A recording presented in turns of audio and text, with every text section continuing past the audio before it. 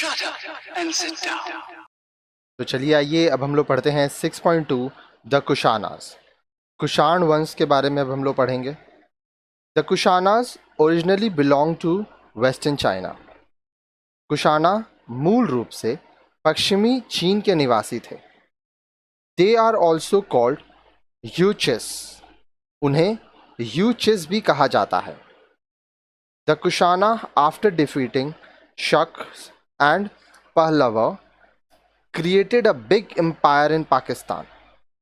शक और पल्लवों को हराने के बाद कुषाणों ने पाकिस्तान में बड़े साम्राज्य की स्थापना की। The first prominent ruler of the Kushana dynasty was Kujula Kadphises. Kushan वंश के जो प्रथम महत्वपूर्ण शासक बने उनका नाम था Kujula कडफिसिस। He was succeeded by his son वेमा कडफिसिस। उसके बाद उसका पुत्र वेमा कडफिसित राजा बना। Next ruler was Kanishka. अगला शासक कनिष्क था। He was the most famous of the कुशाणास।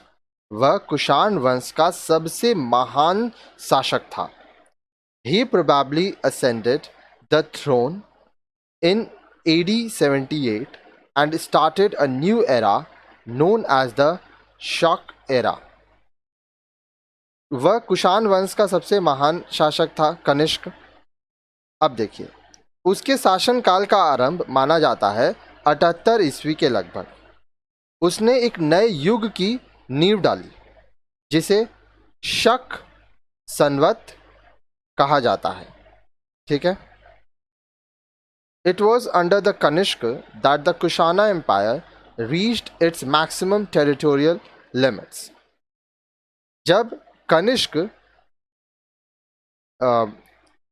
का शासन था तब कनिष्क के शासनकाल में कुषाण साम्राज्य का जो क्षेत्रीय विकास था वो सबसे ज़्यादा हुआ। His empire extended from Central Asia to North India and included Varanasi, Kaushambi and Saraswati in Uttar Pradesh. उसका साम्राज्य मध्य एशिया से लेकर पूरे उत्तर भारत तक आया। ठीक है। साथ ही साथ इसमें वाराणसी, कौशाम्बी, सरस्वती क्षेत्र थे उत्तर प्रदेश के। The political significance of Kanishk rule lies in the fact that he integrated Central Asia with North India as a part of single empire। अब देखिए कुषाण के शासन का राजनीतिक महत्व इस बात से सिद्ध होता है कि उसने उत्तर भारत तथा मध्य एशिया को एक ही साम्राज्य का अंग बना दिया। It resulted in the intermingling of different cultures and increase an inter-regional trading activity। अब इससे यह हुआ कि अलग अलग अंतर क्षेत्रीय जो संस्कृतियाँ थीं वह आपस में मिलने लगी और इंटर रिलीजन ट्रेडिंग एक्टिविटी होने लगा। मतलब अंतर क्षेत्रीय व्यापार बढ़ने लगा, उसमें वृद्धि हुई। Kanishka is famous in history as a great patron of Buddhism.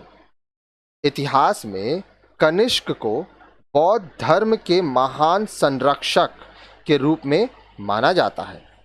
He convened the fourth Buddhist council at Kundalwan, present-day Harwan near Srinagar in Jammu and Kashmir, in which a large number of Buddhist scholars took part। उसने कुंडलवन जो कि अभी जम्मू कश्मीर में श्रीनगर के निकट हरवन में है, चौथा बौद्ध समिति का आयोजन किया जिसमें बड़ी संख्या में जो बौद्ध विद्वान थे, बौद्ध धर्म को मानते थे, भिक्षु वो आए थे। It was in this council that Buddhism got split into two schools, Hinayana and Mahayana. उसी सम्मेलन में बौद्ध धर्म जो था वो दो शाखाओं में बंट गया, एक हीनयान और दूसरा Mahayana. Kanishk also patronized the Gandhar and Mathura schools of sculpture art, about which you will learn later in this chapter. Kanishka ने स्थापत्य कला की दो शाखाओं गंधार और मथुरा को भी संरक्षित किया, जिसके बारे में आप इसी चैप्टर में आगे के वीडियोस में पढ़ेंगे। He built in the city of Purushpura, present day Peshawar, his capital, a giant stupa to house the Buddha's relics.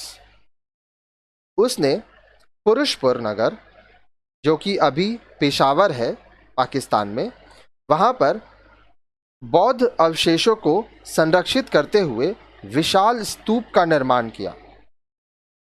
The building was still intact with all its magnificence when Chinese pilgrim Fa-Hien visited the area later in the early 5th century AD.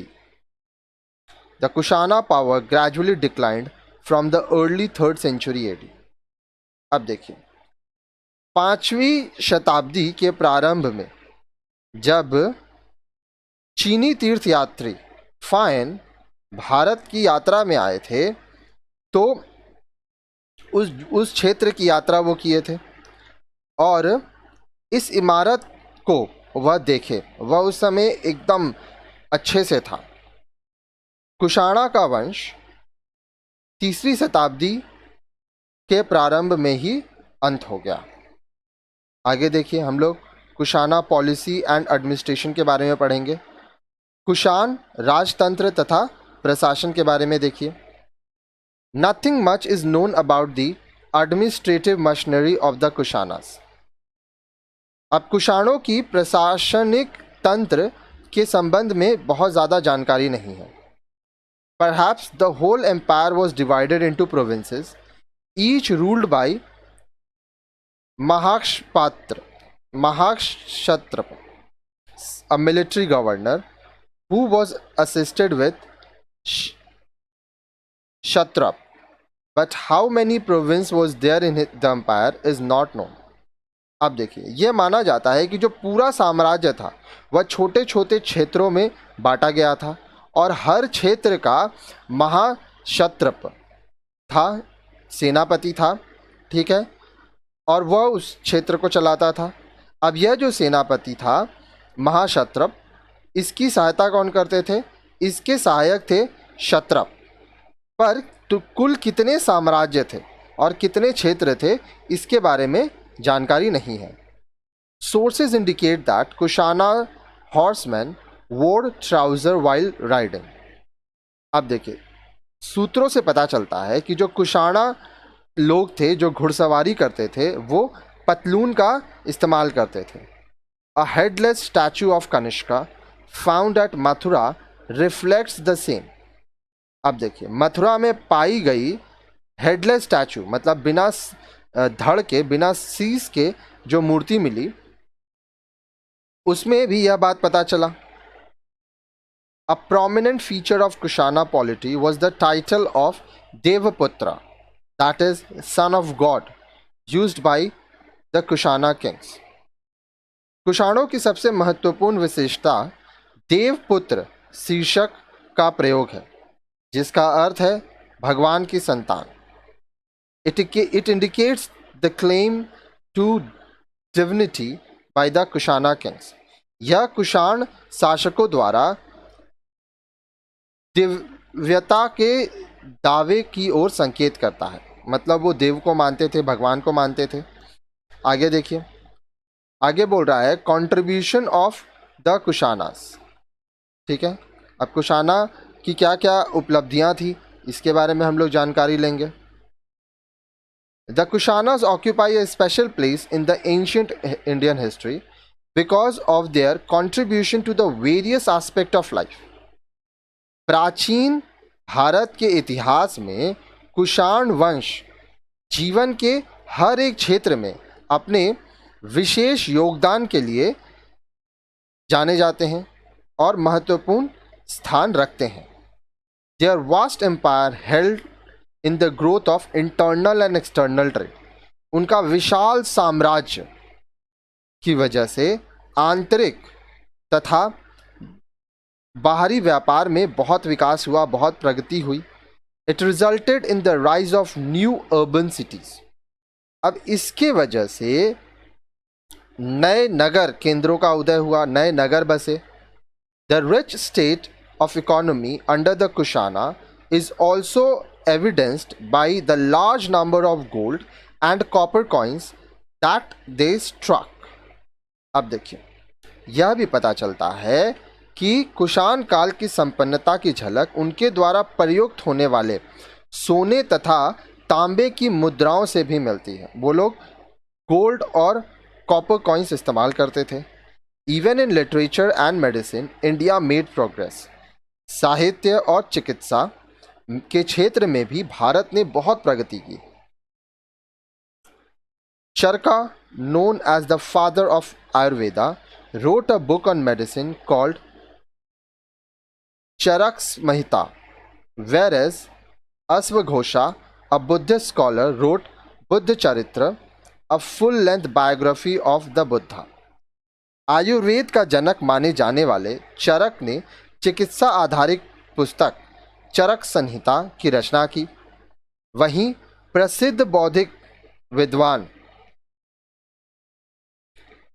अश्वघोष ने बौद्ध की विस्तृत जीवन चित्र की रचना की, जिसको बुद्ध चरित्र नाम दिया गया।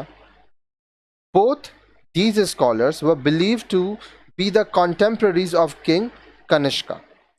दोनों ही विद्वान कनिष्क के नज़दीक माने जाते हैं, समकालीन माने जाते हैं। The Kushanas patronize the Gandhara and the Mathura school of sculpture art, which are known for producing the earliest images of Buddha and Bodhisattva. अब देखिए, यह माना जाता है कि जो कुषाण थे वह मूर्ति कला, स्कल्पचर आर्ट की गंधार तथा मथुरा के को संरक्षण प्रदान किए थे, जो कि बुद्ध तथा बौद्धिस्तवों की प्रारंभिक छवियों के सृजन के लिए विख्यात है। तो कनिष्क कुषाण युग में भारत में क्या क्या हुआ वो आप यहाँ पढ़ें। अब नेक्स्ट वीडियो देखिए, उसमें इस चैप्टर से रिलेटेड और भी आपको जानकारी मिलेगा।